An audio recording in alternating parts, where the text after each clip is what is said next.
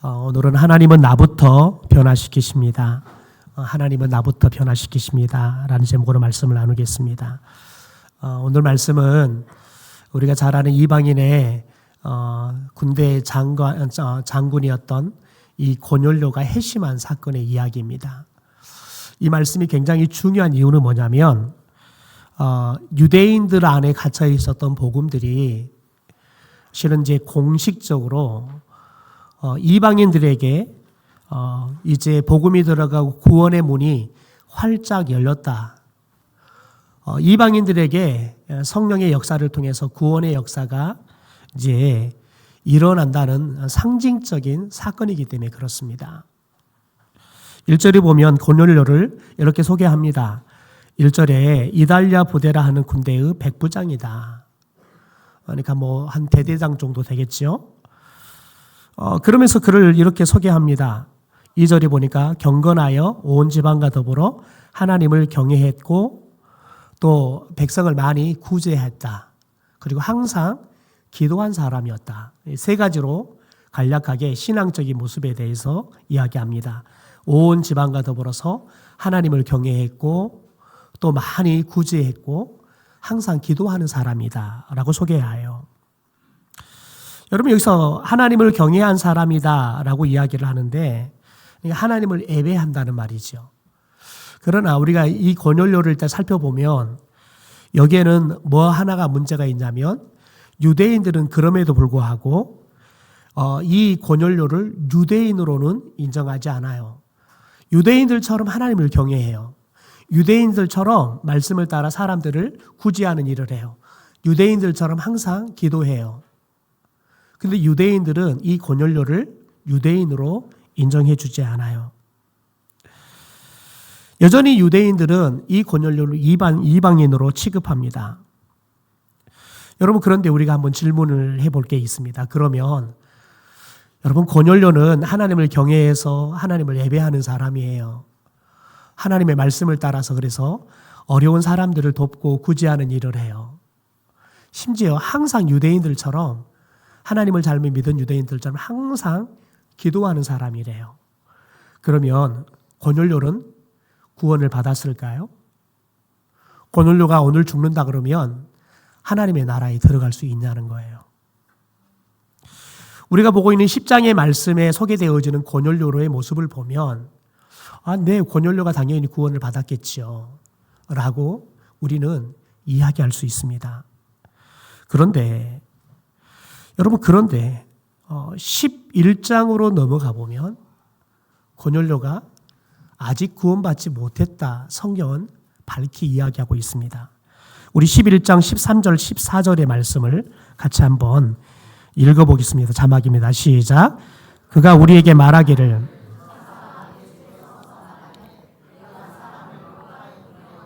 베드로라 하는 시몬을 청하라. 그가 너와 내 온 집이 구원받을 말씀을 내게 이르리라 함을 보았다 하거늘. 여기서 보면 베드로를 청해요. 베드로를 청하면 베드로가 와서 너와 내 온 집이 구원받을 말씀을, 여기서 구원받을 말씀을 미래형으로 쓰고 있습니다. 그러니까 고넬료와 고넬료의 가족들이 하나님을 경외하고 구제한 일도 하고 항상 깨어 기도하는데 아직 구원받지 못했다는 거예요. 그래서 베드로가 오면 너희들에게 복음을 전해줄 것이고, 그러니까 구원받을 말씀을 전해줄 거고 너희들이 그 말씀을 들으면 너희들이 구원을 받게 될 것이다 라고 이야기를 해요. 여러분 이 말씀이 우리에게는 한편으로는 굉장히 충격적인 말씀이에요.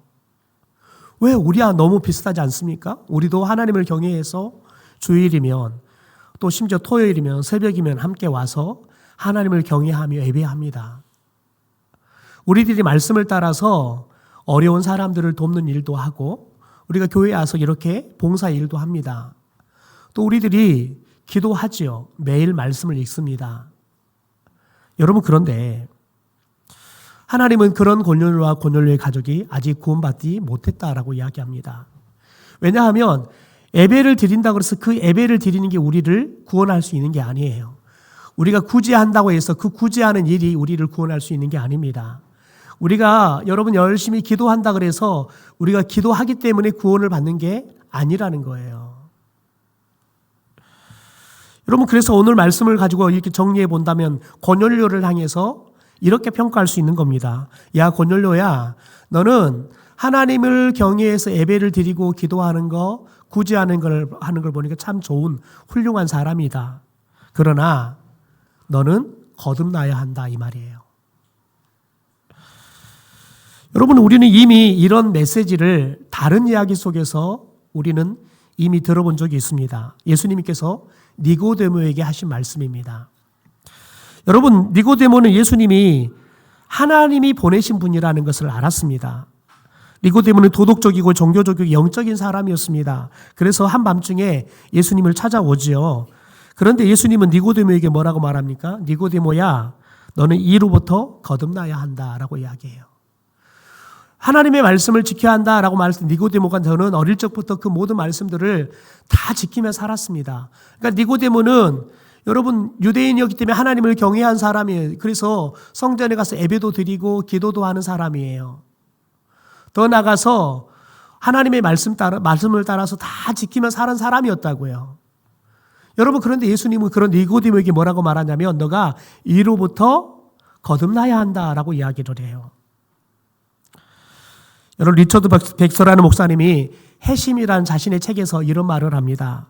나는 해심했다는 자기 속임수, 마귀의 속임수를 경계해야 한다.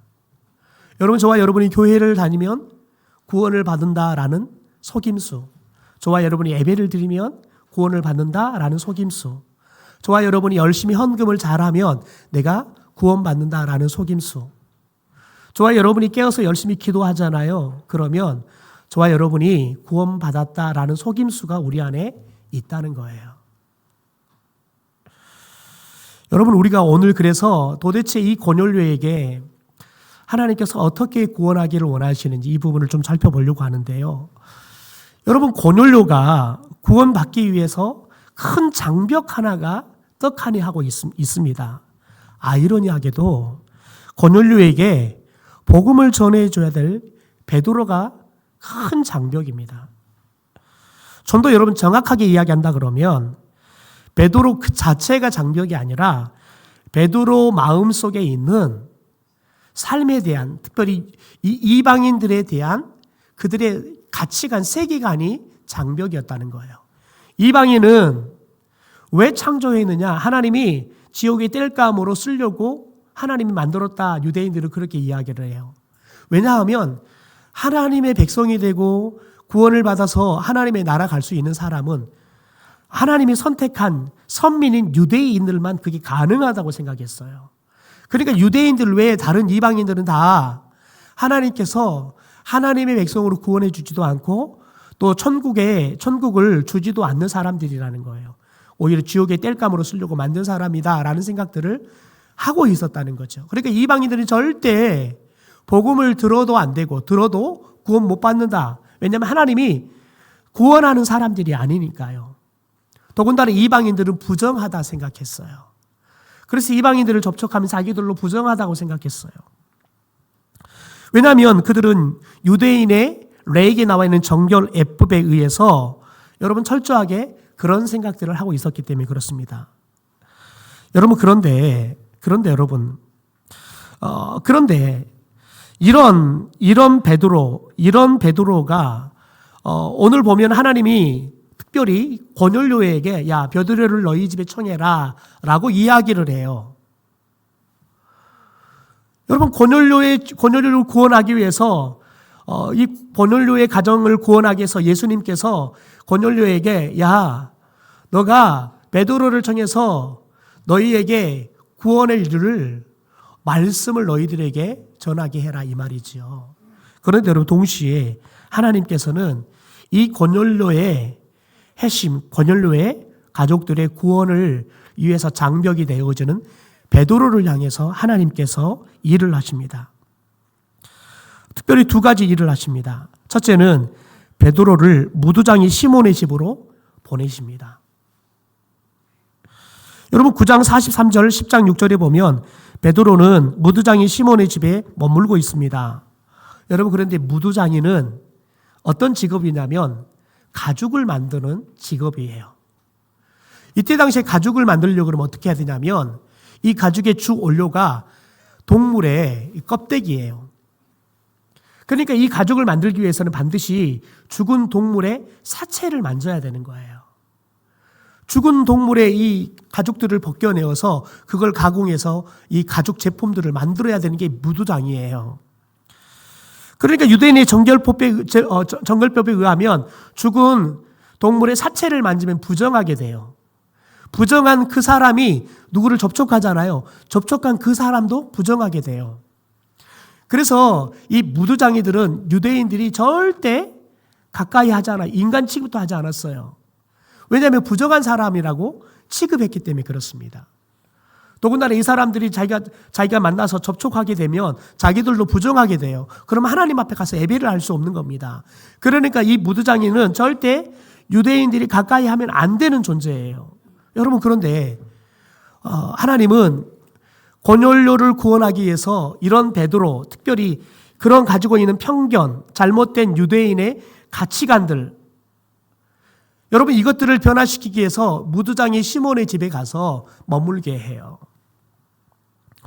여러분, 그러면서 이 무두장이 집안에 함께 머물고 무두장이 시몬에게 여러분 숙식을 제공받으면서 여러분 이 베드로의 생각들을, 편견들을 깨트리시는 일들을 하신다는 거지요. 그러니까 여러분 베드로에게 무두장이와 함께 어울리고 무두장이 집에 들어가고 그들과 함께 먹고 잔다는 것은 베드로에게는 익숙한 일이 아니에요. 익숙한 일이 아니라 절대 하지 말아야 할 여러분 그런 대상들이고 그런 일이란 말이죠. 그런데 베드로에게 무두장이 시몬의 집에 들어가서 함께 거하게 하는 거예요. 그러면서 그 편견을 깨트린 일을 하는 겁니다. 두 번째, 여러분 베드로에게 보자기 한 쌍을 보여주십니다. 9절에 보면 베드로가 제6시에, 그러니까 정오 12시에 무두장이 시몬의 집 지붕으로 올라갑니다. 그리고 예루살렘 성전이 있는 곳을 향해서 기도하려고 올라가죠. 그런데 기도하는 중에 한 상을 보게 됩니다. 그런데 한 상을 보니까 이렇게 있습니다. 한 상이 하늘이 열리고요. 보자기 같은 큰 그릇이 내려와요. 그런데 보자기 같은 큰 그릇이 네 기둥이가 이렇게 줄이 달려가고 묶여가지고 내려오는 거예요. 그런데 그 보자기 안에 뭐가 들었냐면 각종 네 발 달린 짐승, 기는 것, 또 공중에 나는 새들, 이런 것들이 들어있는 겁니다. 그런데 그 안에 있는 모든 것들이 다 성경에서 이야기하는 부정한 짐승들이에요. 부정해서 먹지도 말고 만지지도 말아야 할 그런 짐승들인 겁니다. 여러분, 그런데 여기에 담겨있는 부정한 동물들은 무엇을 상징하냐면 바로 이방인들을 상징하는 겁니다. 그리고 여러분, 소리가 나더니 베드로에게 일어나서 그 바구니 속에 있는 그 짐승들을 잡아서 먹어라 라고 이야기합니다. 그랬더니 베드로가 대답을 합니다. 우리 성경으로는 이게 좀 실감나지 않는데 현대 성경으로는 베드로가 어떻게 했는지 봐볼까요? 자, 14절입니다. 같이 한번 읽어볼까요? 시작.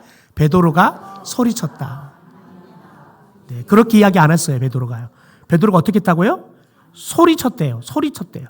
아닙니다. 주님, 저는 지금까지 율법을 금한 적이 없습니다. 그래서 이런 것들은 입에 대본 적도 없습니다. 여러분, 베드로가 이야기하는데 단순하게 여러분 아주 정주가 인격적으로 대화하는 게 아니에요. 지금 화를 내고 있는 거예요. 아니, 당신이 부정하다고 그래서 먹지 말라고 했던 것을 저한테 아니 먹으란 말이 무슨 말입니까? 절대 저 그럴 수 없습니다. 라고 여러분 주님 아닙니다. 큰 소리를 쳤다는 거예요.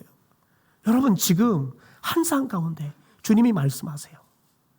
베드로가 여러분 경험하지 못했던 어떻게 보면 굉장히 신령한 경험을 하고 있어요. 그런데 여러분 그러면 그런 항월경 가운데 들어가잖아요. 그런 영적인 경험을 하면 사람이 겸손해져요.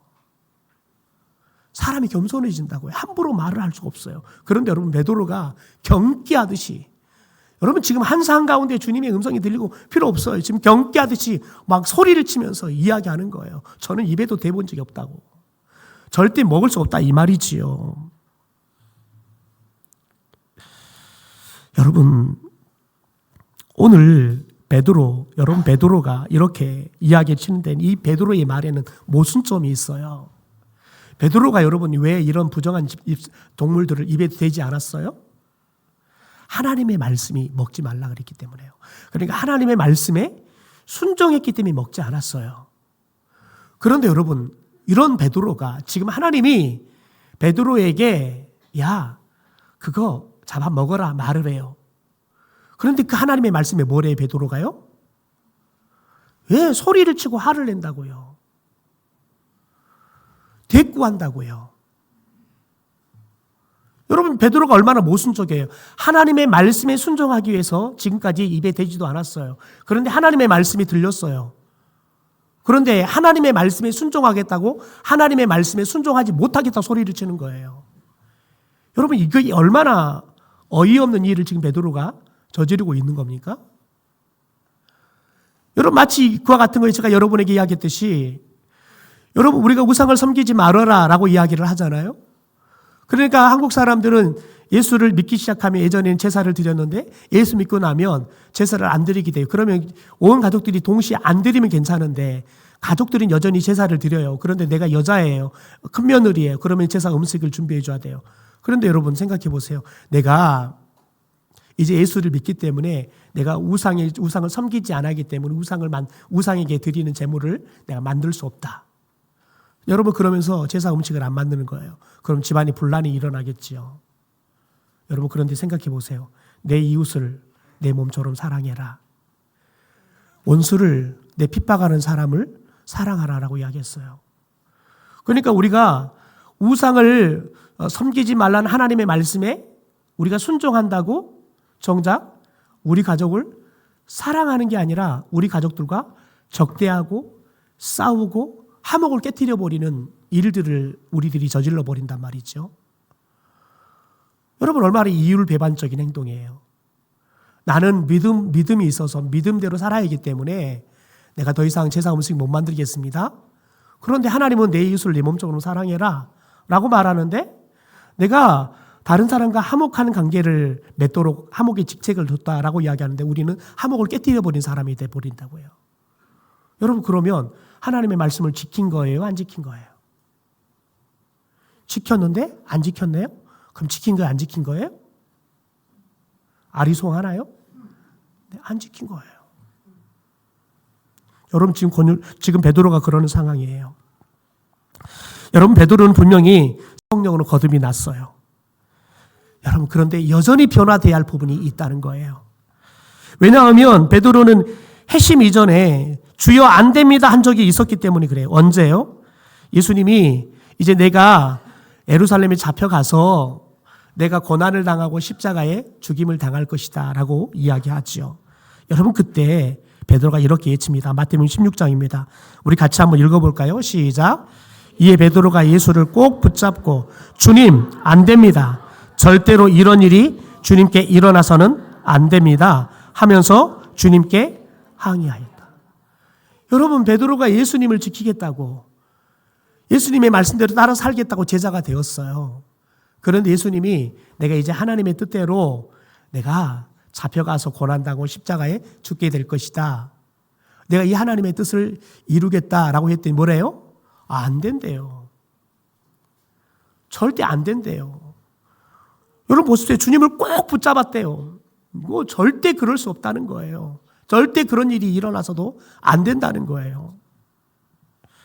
여러분, 이때 베드로가 주님 안 됩니다. 여러분, 이렇게 안 된다고 했다는 건 뭐냐면 베드로가 아직은 이 십자가의 사건이 무엇을 의미하는지, 십자가의 은혜가 얼마나 큰 은혜인지, 내게 얼마나 필요한지를 몰랐기 때문에 그러는 거예요. 그러나 지금 상황은 달라요. 베드로는 이미 예수님이 주신 복음의 그 능력을 이미 깨달았어요. 그 복음을 자기가 전했더니 사람들이 3,000명, 5,000명이 자기 같은 사람이 복음을 전했는데 사람들이 복음을 듣고 예수를 믿는 일들이 일어나요. 더군다나 성령을 경험해 성령으로 충만하게 됐잖아요. 자기가 비겁하고 두려워했던 자기가 더 이상 두려워하지 않게 되고 나가서 복음을 전하는 그런 일도 경험했잖아요. 자기가 변하는 걸 경험했잖아요.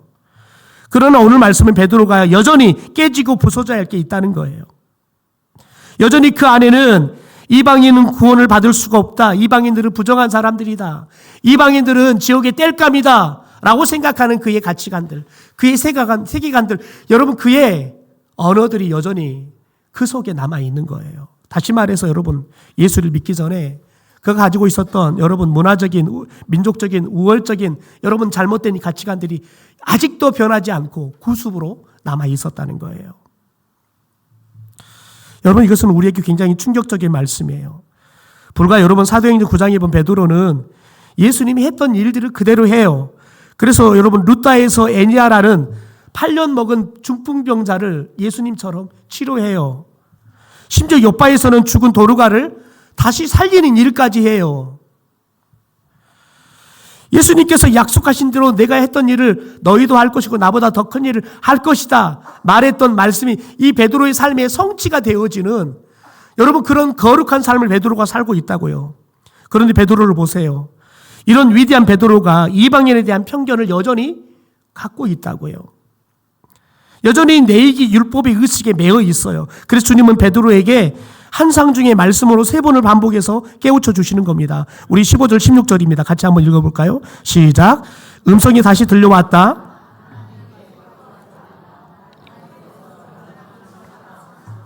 그것은 정결한 것이다. 똑같은 한상이 3번이나 반복되더니 그 보자기는 다시 하늘로 들려 올라갔다. 여러분 베드로가 주님 안 됩니다 그랬더니 하나님 뭐래? 대꾸하지 말아라 이 말이에요. 뭘 그렇게 자꾸 대꾸하냐? 대꾸하지 말라는 거예요. 하나님의 말에 꼬투리 잡지 말라는 거예요. 여러분 왜 우리들이 대꾸합니까? 그 사람 말에 동의가 되지 않으면 대꾸하게 돼 있어요.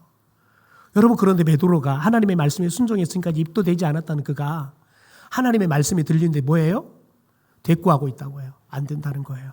근데 하나님은 뭐라고? 대꾸하지 말라는 거예요. 여러분 하나님께서 정결하게 하셨다. 여러분 이 말이 무슨 말일까요? 예수님께서 십자가에서 이루신 일을 말해요. 이걸 바울은 에베소서 2장에서 아주 자세하게 설명해 줘요. 우리 에베소서 2장 13절에서 16절을 세번역 성경을 같이 한번 읽어볼까요? 시작. 여러분이 전에는 그리스도 안에서 그의 피로 하나님께 가까워졌습니다. 그리스도는 우리의 평화이십니다. 그리스도께서는 유대 사람과 이방 사람이 양쪽으로 갈려져 있는 것을 하나로 만드신 분이십니다. 그는 유대 사람과 이방 사람 사이에 가르는 담을 자기 몸으로 허무셔서 온수된 것을 없애서서 여러 가지 조문으로 된 계명의 율법을 폐하셨습니다. 그것이 이 둘을 자기 안에서 하나의 새 사람으로 만드셔서 평화를 누리시고 온수된 것을 십자가로 소멸하시고 십자가로 이 둘을 한 몸으로 만드셔서 하나님과 화해시키려는 것입니다.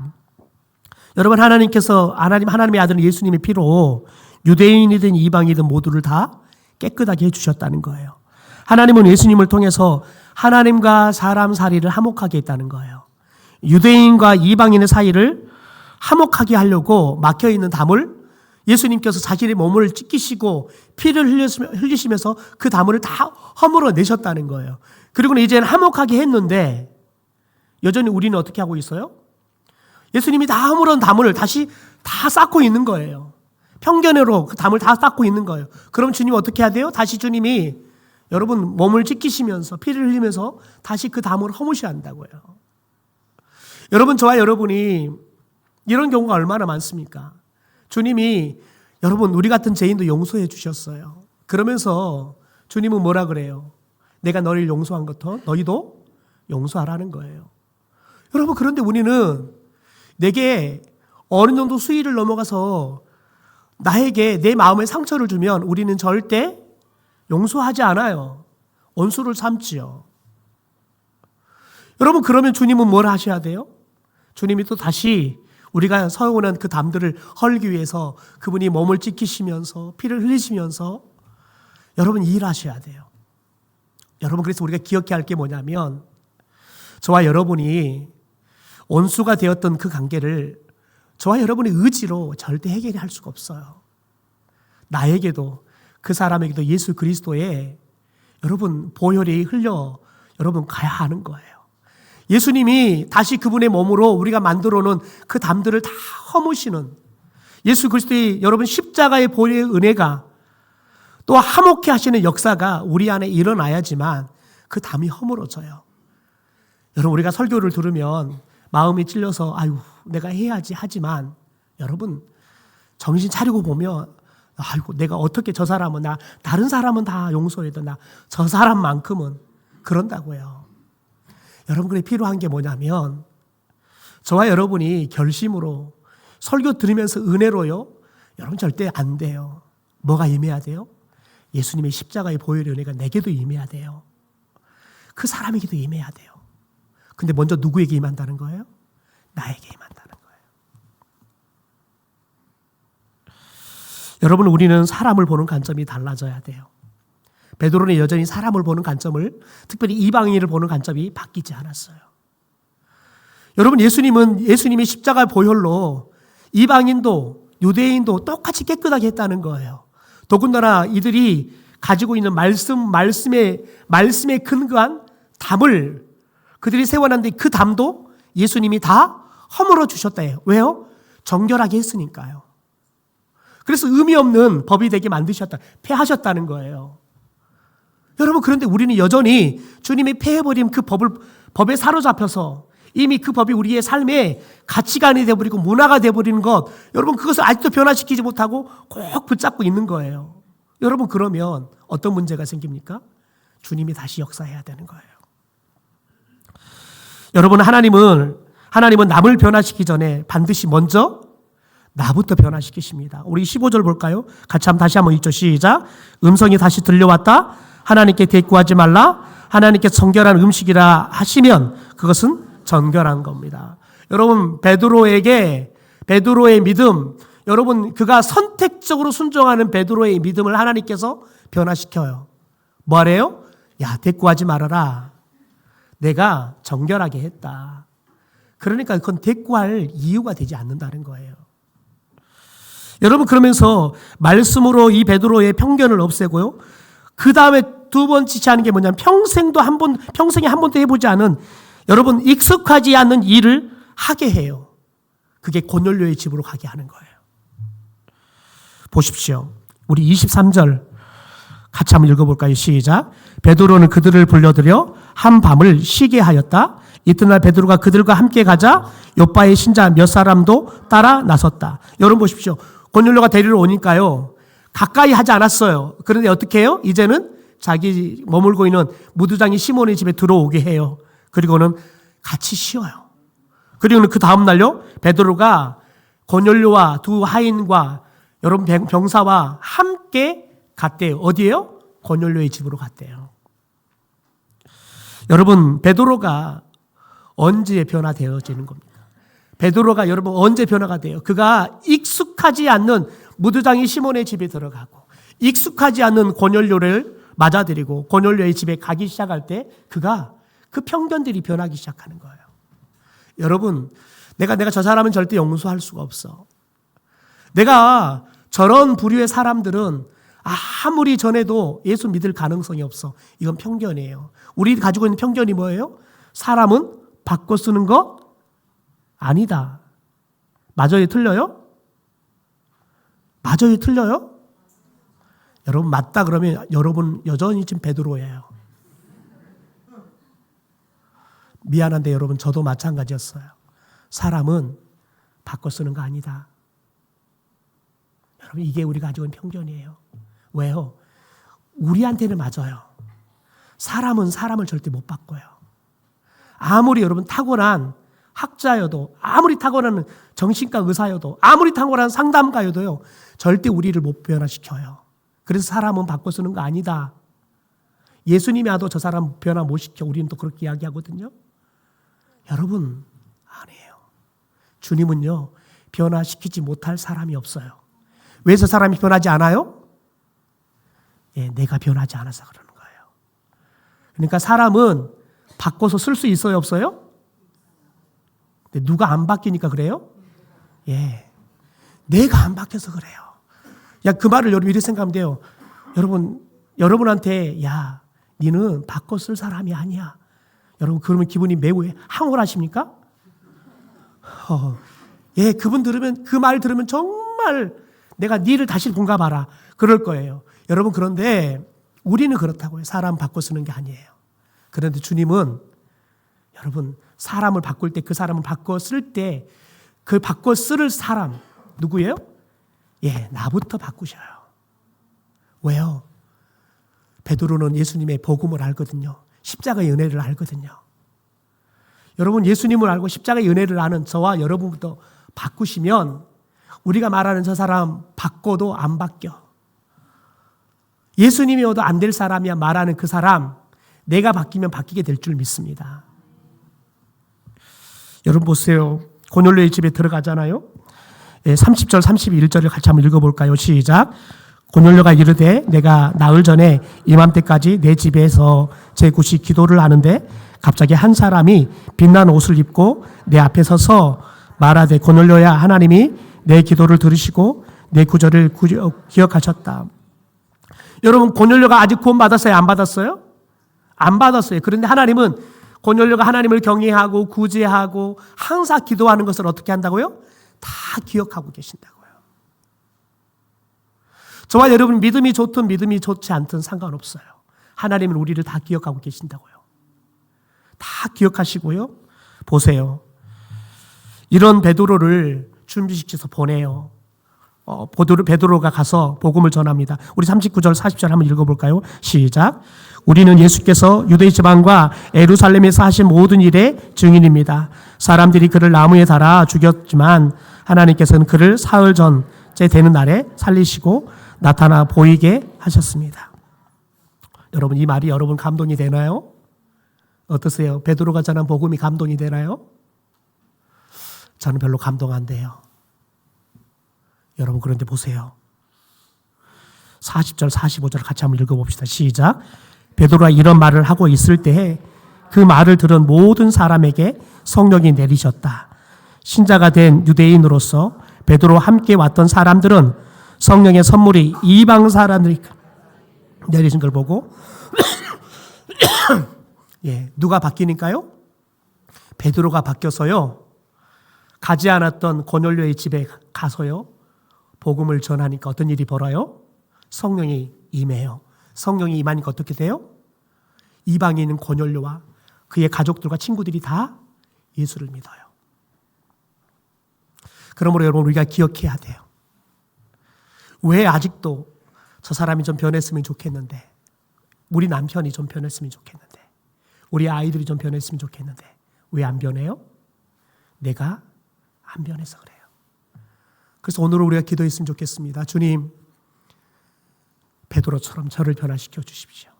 내가 변하면 다 변하는 걸, 저는 변화되어야 할 나를 변화시켜달라고 기도하지 않고 저 사람을 변화시켜달라고 기도했습니다. 우리가 오늘 기도했으면 좋겠어요. 주님, 저를 변화시켜 주십시오.